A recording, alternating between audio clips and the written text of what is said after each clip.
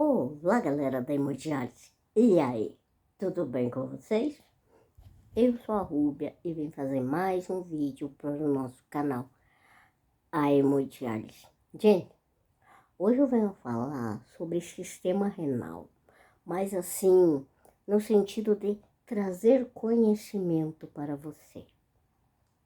Você já parou para pensar como ele funciona? Você já parou para pensar por que o médico que cuida nós lá na hemodiálise é chamado de nefrologista? Enfim, o nosso sistema renal também pode ser conhecido como sistema excretor, tá? E assim, ele é formado por basicamente 2 rins, 2 ureteres, uma bexiga e uma uretra, tá? Então, assim, a urina é produzida lá no rim.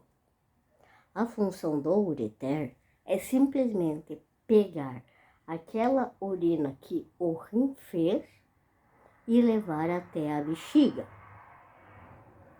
É só isso que ele faz. Pega daqui e leva para ali. A bexiga tem como função de armazenar a urina.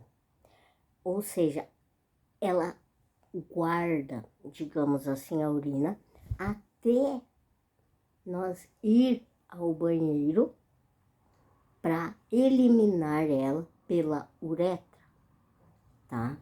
Então, assim, ó, ela é um órgão bem flexível, tá? E aí você pode estar se perguntando, mas e se existem casos de ter problema na bexiga? Sim. Eu, por exemplo, tenho a minha bexiga neurogênica.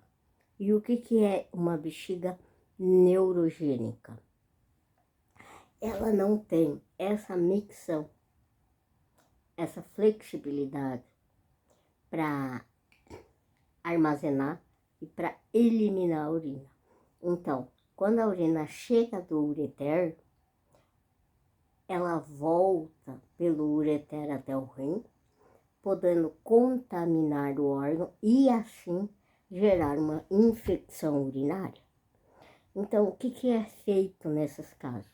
Geralmente é feito o autocataterismo ou cataterismo de alívio, que é uma sonda colocada na uretra para tirar esse acúmulo de urina com, assim, digamos, a possibilidade de evitar uma infecção urinária, tá? Então, assim, na minha época do transplante, eu fazia isso de 4 em 4 horas. A cada 4 horas eu precisava passar novamente a sonda de alívio, tá? Então, como a gente tem que ter um certo cuidado e um certo controle. Hoje, que eu estou fazendo hemodiálise novamente, eu passo de 1 a 2 vezes por dia. Aí você pode estar se perguntando, mas por que tanta diferença? Porque diminuiu bastante a quantidade de urina. Porque como eu faço hemodiálise, eu também tenho um controle hídrico, apesar de eu estar urinando, tá? Então, por conta disso, eu preciso ter um controle na passagem da sondinha. Por quê? Porque assim, a gente pode, ao mesmo tempo que a gente tá, digamos que, ajudando para esvaziar, para não causar o refluxo, que é a volta da urina pelo ureter até o rim, a gente pode causar uma infecção pelo simplesmente o fato de passar a sonda, tá? Então, assim, do mesmo jeito que existe um passo a passo, digamos assim, dentro do hospital para fazer esse procedimento que é feito por uma enfermeira, em casa a gente também tem. Eu uso sonda esterilizada, eu uso xilocaína ou lidocaína, eu uso luva esterilizada e eu faço uma higiene, tá? Não, a gente não pode fazer assim, a lavantê, sabe? A gente tem que ter cuidados, sempre, sempre e sempre, tá? Então, assim, eu fiz uma pesquisa e eu confesso que teve um caso que eu achei muito interessante, que foi um médico nefrologista que relatou em um plantão que ele estava fazendo, onde uma mulher veio na emergência, foi coletados os exames dela e encaminhado para ele, onde ela teve que se submeter à hemodiálise. Por quê? Porque ela estava com os níveis sanguíneos dela que, assim, ó, dava-se para dizer que seriam incompatíveis à vida. Porque a creatinina dela estava em 39 e o potássio dela estava em 9,3. Imagina um potássio desse. Imagina o que não estava acontecendo ali dentro.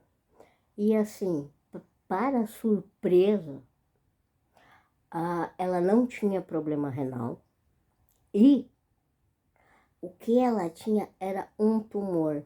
E o que esse tumor fez foi comprimir o ureter, impedindo com que ele levasse a urina até a bexiga. Então ela parou de urinar. Passou um catéter, se submeteu à hemodiálise, foi feita um check-up ou uma pesquisa, vários exames, até achar o que ela tinha. Aí se submeteu ao tratamento adequado e assim o rim conseguiu voltar a funcionar, normalmente sem a necessidade da hemodiálise. Existem existem outros, como é o nosso, de o rim não conseguir voltar. Então, nós ficamos dependentes da máquina de hemodiálise, tá? Então, assim, não é qualquer caso ou qualquer coisa que nós já vamos para uma máquina de hemodiálise. Isso depende da capacidade ou da função que o rim se encontra no momento. Existem algumas anormalidades, gente, digamos assim, de pessoas que possuem apenas um rim, que são pessoas que puderam ter nascido apenas com um, que passaram por algum trauma, ou algum acidente, ou alguma cirurgia que foi preciso fazer a retirada de um rim. E nós, quando somos transplantados, também vamos estar com apenas um rim funcionante. E um rim dá conta do organismo da gente. Porque pensa comigo, se um rim não desse conta do organismo, não dava-se para fazer a transplantação de doador vivo. Já parou para pensar nisso? Então, assim, quando a gente entra na hemodiálise, é porque os nossos rins não estão mais dando conta, tá? Eles perderam a função e por conta disso, eles precisam de um suporte, que é aquela máquina, tá? E assim, a máquina não tem todo dia 24 horas. É algumas vezes na semana que a gente se desloca da nossa casa até a nossa clínica para fazer algumas horas de sessões. E quando a gente transplanta, geralmente é colocado tá? Pelo fato dele ser um órgão duplo, tá? Então, se você, vamos imaginar Aqui é uma pessoa com 2 rins. Aqui é uma pessoa que faz hemodiálise. Essa aqui vai doar um para essa. Então, essa aqui vai ficar com um rim funcionante e essa vai ser a transplantada de um rim funcionante, que aí não vai mais ter a necessidade de fazer hemodiálise, tá? Então, assim, digamos que pode-se dizer que leva uma vida normal, que não é tão normal assim. E assim, ó, gente, eu tive a oportunidade de conhecer o médico que fez a primeira transplantação viva, ou seja, ele fez o primeiro transplante de doador vivo. Essa é a língua dos médicos, tá? Transplantação viva. Isso foi em 2012.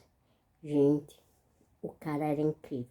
Na época, ele já tinha uns 80 e poucos anos, mas ele era uma pessoa super inteligente. Olha, eu confesso do fundo do coração que eu fiquei com uma certa inveja do cérebro dele.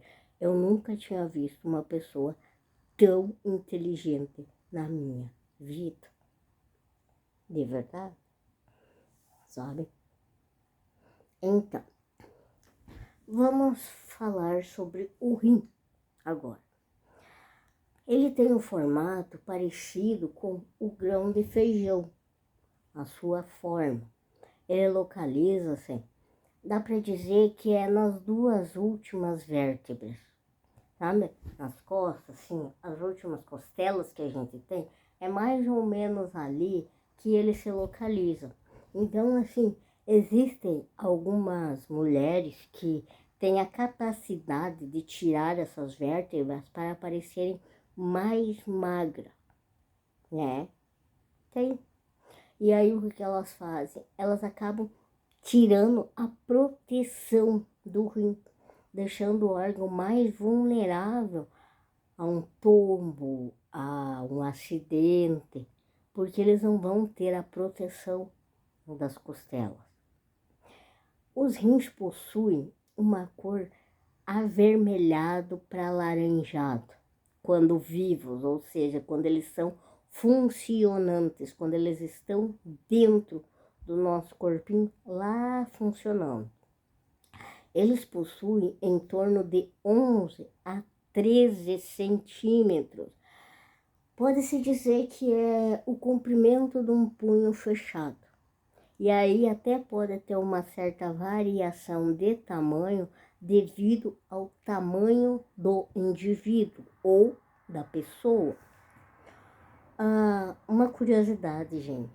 O rim direito, ele fica um pouquinho mais abaixo que o rim esquerdo. E por que essa diferença de localização? Porque acima dele possui o fígado, que é um órgão grande. E por conta dele ser um órgão grande, ele é um pouco, digamos que, pesado. E aí faz com que esse peso acabe levando o rim um pouquinho mais para baixo. Mas esse pouquinho mais para baixo não vai interferir na sua função em nada. Como eu já falei, o corpo humano é uma máquina fantástica, tá? E assim, mesmo sendo 2, gente, os 2 funcionam junto o tempo todo, a todo o momento. Não é aquela coisa assim, um conversa com o outro. Ah, hoje eu trabalho de dia e eu trabalho de noite. Não, os 2 funcionam junto. Então, imagina a diferença de você ter 2 rins ou um funcionando dentro do teu corpo e você ter apenas a hemodiálise de suporte para dar conta do seu organismo. É por isso, gente, que a gente tem que ter controle na nossa dieta, a gente tem que ter controle na quantidade e nas qualidades tanto dos alimentos que nós vamos ingerir, quanto dos líquidos que nós vamos tomar, tá? Então, assim, ó, eles funcionam sempre, sempre, sempre junto. E assim, quando um começa, digamos que, querer falhar, o outro tenta compensar. Para quê? Para que mantenha o equilíbrio do organismo e assim o organismo não precisa se submeter a nenhum tratamento, tá? Então, assim, a função ou as funções do rim vai muito além de apenas filtrar e formar urina. Ele faz muito mais do que isso. E, gente, os rins são órgãos muito, mas muito bem vascularizados. Eles possuem um sistema de artérias e veias muito bem feitos para eles conseguirem dar conta do nosso organismo. Você já parou para pensar nisso? Você já parou para pensar por que é chamado de nefrologista o especialista que, digamos que, atende a hemodiálise? Você já parou para pensar em quantas funções será que o rim dá conta de fazer? Além do equilíbrio que ele dá, o cara trabalha e não trabalha pouco. É por isso que quando algo falha, a gente não passa bem, tá? Então, assim, como eu já falei bastante informação hoje, eu vou deixar para falar sobre os equilíbrios dos eletrolíticos, da pressão e todas as outras funções, tanto hormonais como não, que o rim tem a capacidade de fazer.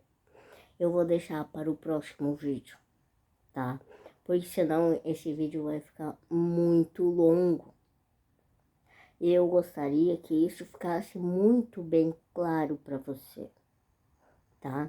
Então, assim, se você gostou do que você já ouviu até aqui, deixa seu like, deixa seu comentário. E se você quiser saber quando eu vou postar o meu próximo vídeo, assina o canal, tá, gente? Então, assim, no próximo vocês vão saber todas as funções do rim, desde a formação da urina até a reabsorção. E por que será que nós que fizemos hemodiálise, quando fizemos um exame de urina, aparece proteína na nossa urina? Por que em um paciente que é diabético, ele apresenta glicose lá na urina dele? Por que será? Tá, gente? Tudo isso eu vou responder no meu próximo vídeo. E como eu sempre digo, cuide-se, preserve-se.